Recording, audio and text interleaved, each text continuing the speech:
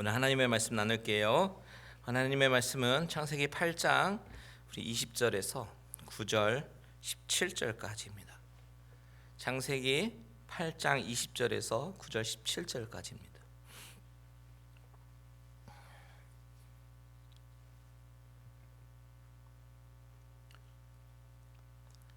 제가 가진 성경책은 구약성경 9페이지 10페이지에 있는데요. 창세기 8장 20절에서 9장 17절까지 우리 한 절씩 저와 여러분이 같이 교독하도록 하겠습니다. 제가 먼저 읽겠습니다. 노아가 여호와께 제단을 쌓고 모든 정결한 짐승과 모든 정결한 새 중에서 제물을 취하여 번제로 제단에 드렸더니 여호와께서 그 향기를 받으시고 그 중심에 이르시되 내가 다시는 사람으로 말미암아 땅을 저주하지 아니하리니 이는 사람의 마음이 계획하는 바가 어려서부터 악함이라. 내가 전에 행한 것 같이 모든 생물을 다시 멸하지 아니하리니 땅이 있을 동안에는 심음과 거둠과 추위와 더위와 여름과 겨울과 낮과 밤이 쉬지 아니하리라. 하나님이 노아와 그 아들들에게 복을 주시며 그들에게 이르시되 생육하고 번성하여 땅에 충만하라.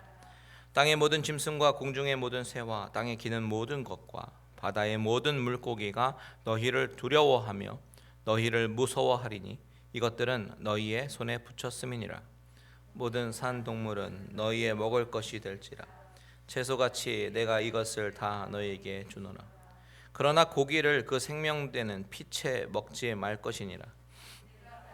너희의 피 곧 너희의 생명의 피를 찾으리니 짐승이면 그 짐승에게서 사람이나 사람의 형제면 그에게서 그의 생명을 찾으리. 다른 사람의 피를 흘리면 그 사람의 피도 흘릴 것이니 이는 하나님이 자기 형상대로 사람을 지으셨음이니라. 너희는 생육하고 번성하며 땅에 가득하여 그 중에서 번성하라 하셨더라. 하나님이 노아와 그와 함께한 아들들에게 말씀하여 이르시되 내가 내 언약을 너희와 너희 후손과 너희와 함께한 모든 생물 곧 너희와 함께한 새와 가축과 땅의 모든 생물에게 세우리니 방주에게 나온 모든 것 곧 땅의 모든 짐승에게니라. 내가 너희와 언약을 세우리니 다시는 생물로 홍수로 멸하지 아니할 것이라. 땅을 멸할 홍수가 다시 있지 아니하리라. 하나님이 이르시되 내가 나와 너희와 및 너희와 함께하는 모든 생물 사이에 대대로 영원히 세우는 언약의 증거는 이것이니라. 내가 내 무지개를 구름 속에 두었나니 이것이 나와 세상 사이의 언약의 증거니라. 내가 구름으로 땅을 덮을 때에 무지개가 구름 속에 나타나면 내가 나와 너희와 및 육체를 가진 모든 생물 사이에 내 언약을 기억하리니 다시는 물이 모든 육체를 멸하는 홍수가 되지 아니할지라. 무지개가 구름 사이에 있으리니 내가 보고 나 하나님과 모든 육체를 가진 땅의 모든 생물 사이에 영원한 언약을 기억하리라. 하나님이 노아에게 또 이르시되 땅에 있는 모든 생물 사이에 세운 언약의 증거가 이것이라 하셨더라. 아멘. 아멘. 자, 오늘 우리가 살펴볼 8장의 말씀은요, 노아의 홍수가 그치는 장면을 묘사하고 있습니다. 우리는 지난 시간에 노아가 얼마나 하나님께 은혜를 받았는지, 은혜를 받은 자인가에 대해서 얘기를 나눴어요. 성경은 노아가 은혜를 입었다라고 이야기를 합니다. 그리고 또한 동시에 노아는 의인이다라고 이야기를 하죠. 자, 우리가 이 부분을 잘 봐야 합니다. 왜냐하면 노아와 가족이 구원을 받은 이유가 노아의 의 때문이라면 성경에서 말하는 문맥과 일치하지 않기 때문입니다. 창세기는 인간의 끝없는 죄성을 계속해서 묘사하고 보여주고 있는 책입니다. 그 가운데 하나님은 그런 인간을 향해서 은혜를 베푸시고 구원의 계획을 가지고 계시는 놀라운 자비와 사랑의 하나님임을 강조하고 있습니다. 자, 노아와 그의 가족이 구원을 받은 것은 노아의 의로움 때문이 아니라 6장 8절에서 말씀하는 것과 같이 뭐라고 되어 있습니까? 시작. 그러나 노아는 여호와께 은혜를 입었더라. 바로 이것입니다. 여기에 접속사 그러나가 쓰였어요. 그러나 반전의 접속사죠. 무슨 의미입니까? 세상 풍조는 다 하나님을 거부하고 하나님 앞에 죄를 지어서 하나님께 멸망을 받아도 그러나 노아는 여호와께 은혜를 입었더라라는 이야기입니다. 사실 성경은 은혜 입은 노아에 대해서 이야기하면서 그가 온전하지 않은 사람임을 드러내는데요. 그것은 9장 20절 이후에 나오는 홍수가 끝나고 포도주에 취해서 하체를 드러내는 그런 노아의 모습을 통해서 그의 연약함과 추한 모습을 적나라하게 묘사하고 있습니다. 그러니까 다시 말해서 노아라는 인물, 그 인물이 구원받기에 합당하기 때문에 하나님께서 구원하신 것이 아니라 하나님은 그 가정을 통해서 그냥 천하 만민을 구원하시기 위한 그저 방편으로 사용하신 것입니다. 다시 말하면 하나님의 인류 구원 계획 안에 노아가 은혜를 입어서 사명을 감당케 된 것이다 라는 것이죠. 그래서 노아는 은혜 안에 있던 사람인 것이죠. 그렇다면 노아가 은혜 안에 있었던 사람이었다면 은혜 밖에 있던 사람들은 다 어떻게 되었습니까? 사실 이들에게는요, 회개하고 돌아올 기회가 주어졌어요. 충분히 있었습니다. 하지만 그들은 구원의 기회를 잃어버린 자들입니다. 세상의 죄악과 쾌락을 선택한 그 대가로 인해서 죽을 수밖에 없는 그런 상태가 되어버린 것이죠. 7장 21절 22절 7장 21절 22절 같이 있습니다. 시작. 땅 위에 움직이는 생물이 다 죽었으니 곧 새와 가축과 들짐승과 땅에 기는 모든 것과 모든 사람이라. 육지에 있어 그 코에 생명의 기운이 숨이 있는 것은 다 죽어더라. 모든 사람들과 짐승까지 다 죽었습니다. 이것은 바로 죄의 결과죠. 죽음은. 이것을 보면서 죄의 싹은 사망이요 라는 바울의 외침이 우리가 생각이 납니다.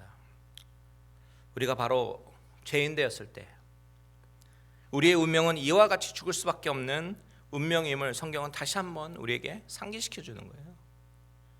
하지만 은혜를 입어서 방주 안에 거하면 어떻게 됩니까? 생명을 보존하게 되는 것이죠. 예수 그리스도의 사역이 바로 이와 같다라는 것입니다. 우리가 예수 안에 있는 것은 우리가 선택한 것이 아니요 하나님의 선택하심으로써 우리가 부르심을 받고 의롭게 여김을 받음으로써 그 구원의 방주 되신 예수 그리스도 안에 거할 수 있게 되는 것입니다. 우리 옆 사람과 다시 한번 인사합니다. 이 자리에 있는 것이 하나님의 은혜입니다. 이 자리에 있는 것이 하나님의 은혜입니다. 아멘. 그렇습니다, 여러분. 오늘 본문 말씀을 통해서 말씀을 나눌 때에 오늘은 물이 어떻게 줄었고 방주에서 나가는 과정, 까마귀, 비둘기 뭐 그런 내용은 일단 스킵하고요. 그것보다는 방주에서 나온 그 이후에 하나님이 노아와 맺은 그 언약에 대해서 좀 더 중점적으로 살펴보기를 원합니다. 자, 노아가 방주 안에 있었던 시간은요, 한 1년 조금 지난 시간이었어요. 조금 넘게 있었습니다. 그 시간을 어떻게 알 수 있습니까? 7장 11절 한번 보시면요, 노아가 600세 되던 해 둘째 달 곧 그 달 12일의 날이라. 그날에 큰 기품의 샘들이 터지며 하늘의 창문들이 열렸다 이렇게 얘기하죠. 노아가 방주에 들어가서 7일 후에 이제 홍수가 나기 시작했는데 그때가 노아가 600세 되던 해에 두 번째 달 17일이었습니다. 그러니까 방주는 두 번째 달 10일에 들어간 것이겠죠. 그리고 이제 8장 13절 14절 보십시오. 8장 13, 14절에 보니까 601년 첫째 달 곧 그 달 초하룻 날에 땅 위에서 물이 거친지라. 노아가 방주 뚜껑을 제치고 본즉 지면에서 물이 거쳤더니 둘째 달 20일의 날에 땅이 말랐더라. 자, 물이 거친 날은 노아 601세의 첫째 달 초하룻 날에 물이 거쳤고 둘째 달 27일 날 물이 땅이 말랐다고 기록합니다. 그러니까 비가 오기 시작하고 땅이 마르기까지 약 1년이 좀 넘은 시간이 걸린 것이죠. 자, 물이 거친 날은 여러분 이 상황을 한번 상상해 보십시오. 노아와 가족들이 1년 넘도록 동물원 같은 방주 안에서 지냈습니다. 냄새도 났었겠고 환기도 잘 안 됐을 테니까. 그리고 뭐 햇볕이 잘 들어왔겠습니까? 참 답답하고 힘든 그런 방주 생활이었습니다. 1년 넘게요. 밖은 어떻습니까? 모든 생명들이 다 죽었습니다. 다 휩쓸고 지나갔어요. 그러니까 노아의 마음속에는 그 상황 속에서 마냥 즐겁지만은 않았을 거예요. 행복하지만은 않았을 것입니다. 마음이 무겁기도 하고 불안하고 또한 두렵기까지 했을 것입니다. 하나님의 심판을 그렇게 가까이 복격한 사람은 아마 없었을 거예요. 없을 거예요. 하나님의 심판이 얼마나 무서운지 가장 뼈저리게 느낀 사람이 노아와 가족들입니다. 우리가 가끔 뉴스로 접하는 쓰나미, 그리고 카트리나 폭풍, 지진 이런 것 때문에 수많은 사람들이 죽었다라는 그런 뉴스를 우리가 보기만 해도요 굉장히 끔찍합니다. 그런데 노아는 자신이 직접 경험했습니다. 그러니 하나님 앞에 얼마나 더 작아지고 겸손해지겠습니까? 그래서 그가 방주에서 나와서 가장 먼저 할 수 있었던 것은 그 위대하신 하나님 앞에 엎드리며 경배하는 것밖에 없었어요. 20절 다 같이 읽겠습니다.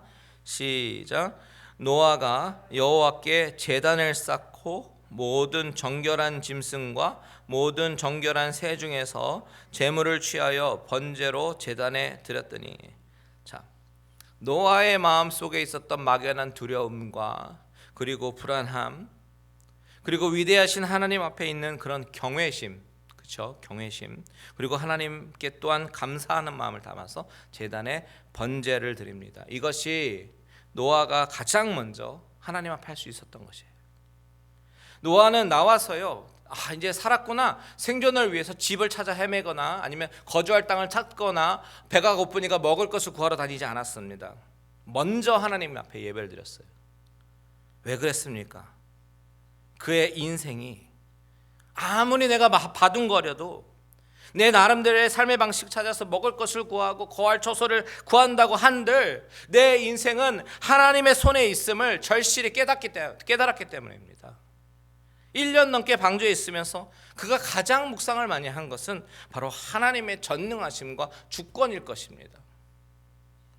여러분, 우리가 아무리 잘 살아보겠다고 발버둥을 쳐봤자 하나님의 주권 아래 벗어날 수가 없고 그분의 허락 없이는 아무것도 되지 않음을 다시 한번 인정하게 되기를 바랍니다.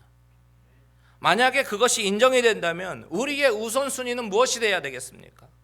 살 것, 살 집, 또한 먹을 것, 이런 것이 아니라 바로 하나님께 예배하는 일임을 믿으시기 바랍니다. 여러분, 우리가 사실 많이 놓치고 살지만 하나님 앞에서 진실로 감사의 제사를 드리는 것은 우리가 할 것 다 하고 남는 시간 쪼개가지고 드리는 것이 아니라 가장 먼저 예배 중심의 삶이 될 때에 하나님은 그 예배를 기억하시고 우리의 삶을 주관하실 것이고, 그래서 우리에게 가장 필요한 것을 주시고 선한 길로 인도하실 줄 믿습니다. 예배는 옵션이 아니라 삶의 우선순위임을 기억하시고 우리 모두 예배 승리하는 자들이 되시길 축복합니다. 자, 노아가 방주에서 나와서 가장 먼저 하나님 앞에 제단을 쌓고 번제를 드렸을 때 하나님은 어떻게 반응하셨어요? 21절과 22절 같이 읽겠습니다. 시작. 여호와께서 그 향기를 받으시고 그 중심에 이르시되 내가 다시는 사람으로 말미암아 땅을 저주하지 아니하리니 이는 사람의 마음이 계획하는 바가 어려서부터 악함이라. 내가 전에 행한 것 같이 모든 생물을 다르시 멸하지 아니하리니 땅이 있을 동안에는 심음과 거둠과 추위와 더위와 여름과 겨울과 낮과 밤이 쉬지 아니하리라. 하나님은 노아의 그 제단을 기뻐하셨습니다. 그 향기를 받으셨습니다. 정결한 짐승 가운데 제물을 선택해가지고 드린 그 제사를 기뻐하셨습니다. 여러분, 여기서 우리는 창세기에서 흐르는 또 하나의 하나님의 은혜를 발견합니다. 가장 먼저 아담과 하와가 범죄했을 때 하나님은 아담과 하와를 심판하신 후에 어떤 은혜를 주셨냐면 여인의 후손으로 오실 메시아를 약속하십니다. 그리고 그들의 부끄러움을 가릴 가죽옷을 지어주셨습니다. 또한 인류의 최초의 살인자 가인이 아벨을 죽였을 때에 가인에게 하나님은 심판을 선언하셨습니다. 밭을 갈아도 땅이 다시는 효력을 발하지 못할 것이라고, 그리고 땅에서 피하며 유리하는 자가 될 것이라고 하나님은 말씀하셨어요. 그때 가인이 막 두려워하면서 그 벌이 너무 무겁다라고 얘기하니까 하나님께서 어떤 은혜를 주셨냐면 사람들의 보복을 두려워하는 가인에게 누구도 해할 수 없는 그런 증표를 주셨습니다. 마찬가지로 인류가 범죄해서 하나님이 땅에 사람 지으셨음을 한탄하시고 지면에서 이제 쓸어버리고자 하셨을 때 하나님은 노아에게 정결한 짐승들을 보존케 하시면서 은혜를 베푸십니다. 그 정결한 짐승은 나중에 오늘 이 본문에서 하나님 앞에 제사를 드리는 용도로도 쓰였지만 사실은 하나님이 짐승을 살려놓으신 이유는 바로 먹을 것을 주신 것입니다. 앞으로 계속해서. 그런데 노아는 그 정결한 짐승을 먼저 하나님께 드리고 하나님을 기쁘시게 드리죠. 그 결과 하나님은 이제는 다시는 땅에 저주하지 않겠노라 라고 말씀하시고 이제 아담에게 주셨던 맨 처음에 주셨던 그 축복을 다시 한번 노아에게 주십니다. 9장 1절 시작. 하나님이 노아와 그 아들들에게 복을 주시며 그들에게 이르시되 생육하고 번성하여 땅에 충만하라. 자, 하나님은 다시 한번 번성하고 충만할 것에 대해서 말씀하셔요. 이것은 하나님이 본래 아담에게 인간에게 주신 축복이죠. 7절도 보십시오. 시작. 너희는 생육하고 번성하며 땅에 가득하여 그 중에서 번성하라 하셨더라. 자, 하나님은 아담에게 생육하고 번성하라 땅에 충만하라 말씀하셨는데 이제 그 명령을 다시 한번 노아에게 주십니다. 그리고 하나님은 동물을 만드신 이유에 대해서도 이제서야 이제 밝히시고 계셔요. 2절과 3절 제가 읽어드릴게요. 땅의 모든 짐승과 공중의 모든 새와 땅에 기는 모든 것과 바다의 모든 물고기가 너희를 두려워하며 너희를 무서워하리니 이것들은 너희의 손에 붙였음이니라. 모든 산 동물은 너희의 먹을 것이 될지라. 채소같이 내가 이것을 다 너희에게 주노라. 자, 하나님은 아담에게 땅을 정복하고 다스리라 라고 말씀하셨는데 그것은 동물들을 다스리면서 그 동물들을 때에 따라서 양식으로 삼게 하시기 위해서였습니다. 그런데 노아의 홍수 이후에 바로 그것을 이제 회복시켜 주시는 것이죠. 모든 동물들은 사람을 무서워할 것인데 그것은 하나님께서 그 동물들을 사람의 손에 붙이셨기 때문이다라는 것이죠. 그래서 사람은 동물을 사냥해서 죽이고 먹을 수 있게 된 것입니다. 이것이 하나님께서 허락하신 음식입니다. 노아가 예배로 승리하니까 어떻게 됩니까? 하나님이 삶에 필요한 모든 필요를 채우시는 것이에요. 뭐가 먼저입니까? 예배가 먼저입니다. 우리는 여기서 중요한 것을 하나 발견하죠. 여러분, 우리가 예배 자리에 나오고 하나님 앞에 기도하면서 나아가는 이유가 바로 우리의 삶의 필요와 기도 제목을 성취하기 위해서가 되면 안 됩니다. 그것은 주와 객이 바뀐 거예요. 우선순위가 예배가 되면요, 하나님은 그 마음의 중심을 기뻐하시고 우리의 모든 삶의 필요를 채우시고 우리의 기도를 들으신다라는 사실입니다. 여러분, 제가 제일 안타까운 것 중에 하나가 사탄은요, 우리의 예배를 무너뜨리는데 얼마나 집중하는지 모릅니다. 예배를 선택사항처럼 여기고 예배를 무너뜨립니다. 특히 팬데믹 되면서 얼마나 많은 예배들이 무너졌는지 모릅니다. 온라인 예배 드리면서 예배에 대한 경건함과 하나님을 향한 어떤 우리의 깊은 마음이 무너지고 얼마나 가볍게 여기게 되는지 모르겠어요. 예배는 나에게 은혜를 주기 때문에 나오는 것이 아닙니다, 여러분. 내가 감동을 받고 내가 예배를 통해서 체험을 받기 위해서 나오는 것이 아닙니다. 그렇다면 예배는 우리의 선택사항이 될 수밖에 없습니다. 예배는 그런 거 아니에요. 예배는 하나님 앞에 나의 주인 되심을 전심으로 고백하며 내 마음을 먼저 드릴 때에, 그러면 하나님께서는 그 예배를 기뻐 받으시고 우리에게 필요한 성령의 충만함을 채워주시고 우리에게 필요한 삶의 필요를 채워주시고 우리의 문제를 해결해 주시는 것입니다. 순서가 뒤바뀌면 안 됩니다. 여러분, 이 세상 무엇보다 가장 먼저 예배로 승리하시는 저와 여러분들 되시기를 주님의 이름으로 축원드립니다. 우리 다 같이 예배로 승리합시다. 예배로 승리합시다. 네. 자, 오늘 본문에서 가장 중요한 부분으로 이제 들어갈 텐데요. 8절 이하에 보면 하나님이 노아와 언약을 맺으시는 장면이 나옵니다. 이 언약은 어떤 의미를 가지고 있는가? 제가 설교하면서 많이 강조했던 것 중에 하나가 바로 언약입니다. 구약 성경에서 이 언약의 흐름을 놓치면 그리스도의 구속 사역을 이해하기가 쉽지 않아요. 자, 창세기에서 언약이라는 말이 어디에 처음 나오냐면 바로 창세기 6장에서 처음 나옵니다. 6장 18절 한번 볼게요. 6장 18절 시작.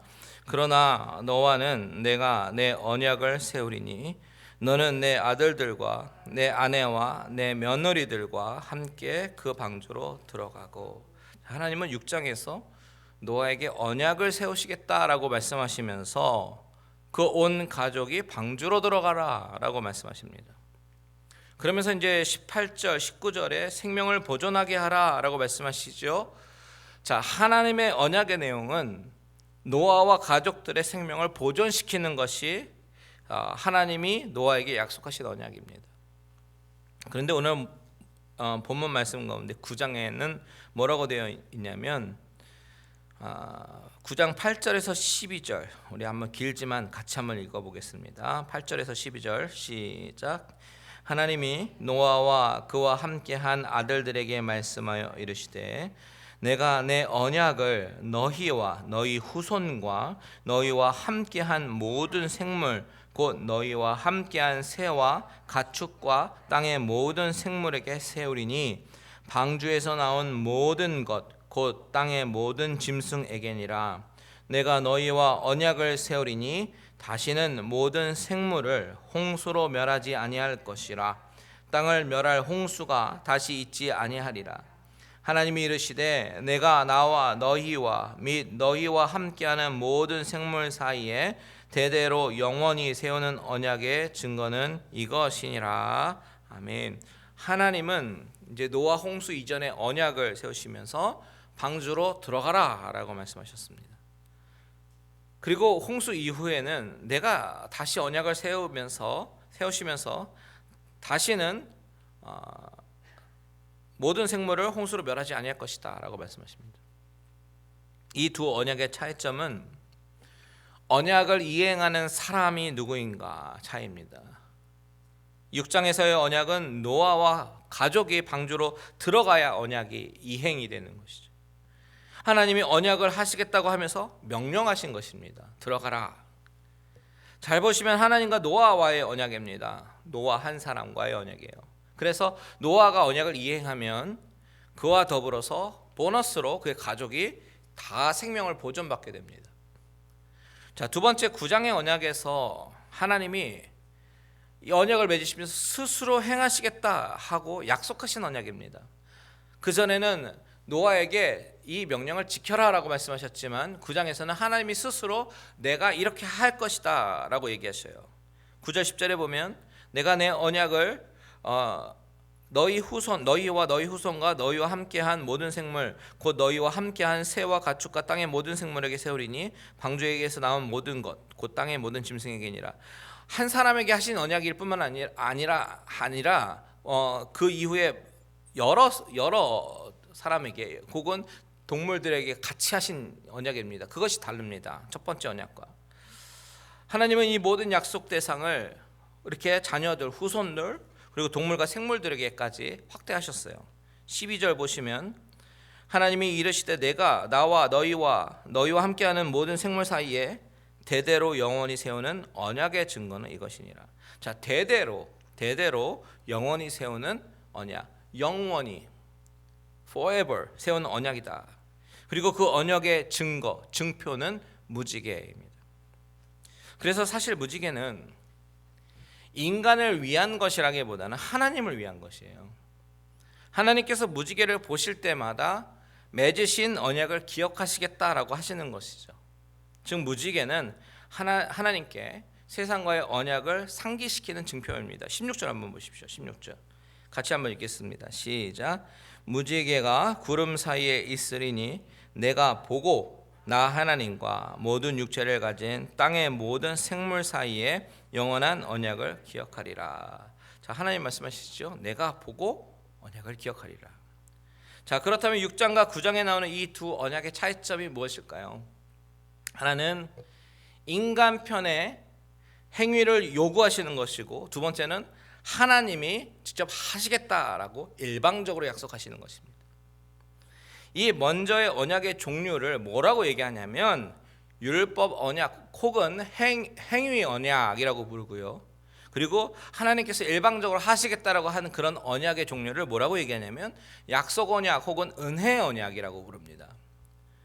언약이란 단어가 나오진 않았지만 하나님은 아담에게 뭐라고 말씀하시냐면 선악과를 먹으면 죽고 먹지 않으면 생명나무의 실과를 먹고 영원히 안식에 들어갈 것이다 라고 하나님께서 명령하셨습니다. 이것은 행위 언약입니다. 하지만 아담은 그 언약을 지키지 않았어요. 그래서 범죄하게 되었고, 그 행위 언약은 그 약속대로 실행이 돼서 어떻게 됐습니까? 영적으로 영원한 죽음의 사망에 이르게 되죠. 영적인 사망, 하나님과 단절이 되는 영적인 사망을 경험하게 된 것입니다. 이것이 최초의 율법 언약이죠.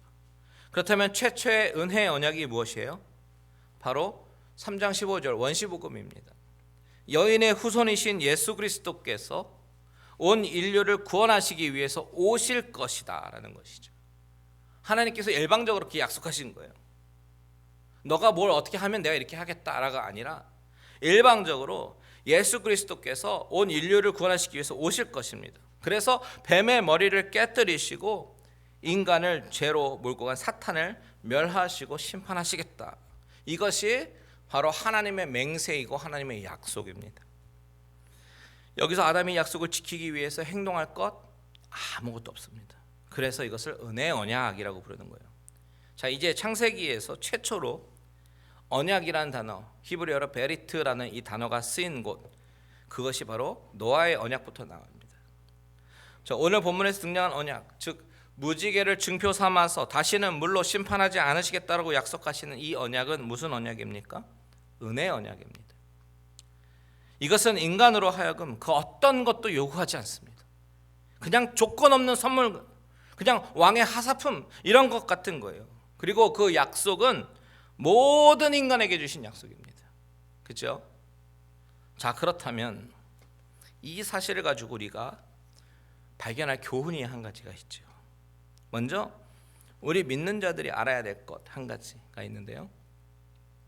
그것은 모든 인류가 신자나 불신자나 상관없이 모든 인류는 하나님의 일반적인 저주 아래에 있으면서도 또한 동시에 일반 은혜 아래에 있다라는 사실입니다. 신자나 불신자나 공통된 범주가 있는데 그것은 질병과 고통, 죽음 같은 것을 피할 수가 없습니다. 왜냐하면 그것은 아담이 지은 범죄로 말미암아 생긴 그 죄의 결과이기 때문이죠. 예수님을 믿는다고 해서 질병이 피해가거나 죽음이 피해가거나 그러진 않습니다. 이것은 신자에게만 태양이 주어지지도 않고 신자에게만 비와 바람이 주어지지 않는 것과 같은 거예요. 다 동일하게 주어집니다. 그리고 노아 시대 이후로는 정말 수많은 악랄한 죄악이 이 땅에 관영한 적이 많았지만 하나님은 당신의 약속대로 홍수로 멸하시지는 않으셨습니다. 그때 이후로는. 그래서 오늘날까지 이렇게 살 수 있었던 것이죠. 자, 그렇다면 우리의 질문은 우리가 하나님의 자녀가 되어서 얻어지는 것, 그건 뭘까요? 특권이 뭡니까? 라고 물을 수 있죠. 자, 히브리서 11장 7절에서 히브리서 기자는 노아에 대해서 뭐라고 얘기합니까? 믿음으로 노아는 아직 보이지 않는 일에 방주를 준비하며 그 집을 구원하였으니 라고 말하면서 이로 말미암아 세상을 정죄하고 믿음을 따르는 의의 상속자가 되었느니라 라고 말합니다. 여러분 잘 보세요. 노아의 구원의 근거가 무엇입니까? 다른 신자들이 구원받은 것과 동일하게 바로 하나님의 약속을 믿는 것, 하나님의 은혜의 약속을 믿음으로 구원을 받았다라고 히브리서 기자는 이야기하고 있습니다. 믿음의 구원의 근거는 믿음이에요. 그럼 그 약속은 어디서부터 시작됐습니까? 아주 오래전에 아담이 범죄한 이후에 하나님이 주신 약속이잖아요. 첫 번째 은혜의 언약, 원시복음. 여인의 후손이 뱀의 머리를 깨뜨릴 것에 대한 하나님의 계획, 인류를 구원하기 위한 하나님의 구원의 계획, 바로 이것 말이죠. 노아가 아마도 나중에 죽기 전 혹은 천국에 올라가 있을 때라도 내가 정말 은혜를 입고 생명을 구할 수 있었던 것은 다름 아닌 하나님의 은혜 언약에 근거한 것이었구나라는 것을 깨달았을 거예요. 히브리서 기자가 말한 것처럼 믿음을 따르는 의의 상속자가 되어서 결국 여인의 후손을 주시려는 하나님의 계획이 있었구나라는 것을 깨달았을 거예요. 하나님의 약속을 믿게 되면 그 믿음으로 그리스도의 의를 자기의 것으로 받는 그런 의의 상속자가 되는 것입니다. 여러분, 신자, 믿는 자, 그리스도를 믿는 자에게는 이런 은혜가 있는 것이 일반적인 은혜가 아니라 이런 특별한 은혜가 있다는 것입니다. 의의 상속자. 예수 믿어서 건강하고 부유하고 지혜롭고 세상에서 승진하고 출세하고, 이것은 우리의 구원과는 전혀 상관이 없는 것입니다. 그냥 일반 은혜입니다. 하지만 우리와 같은 죄인이 하나님 앞에서 의롭다 함을 받을 수 있고 그리스도를 내 안에 모실 수가 있고 그분 안에 내가 거할 수 있는 그 특권이 바로 말로 다 할 수 없는 바로 특별한 은혜라는 것입니다.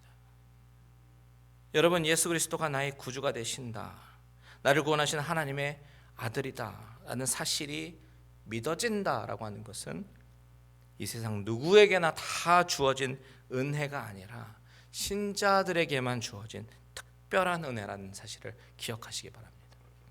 이것을 알면 내가 주 안에서 얻게 된 이 구원의 축복이 얼마나 소중한 것인지 알게 되는 거예요.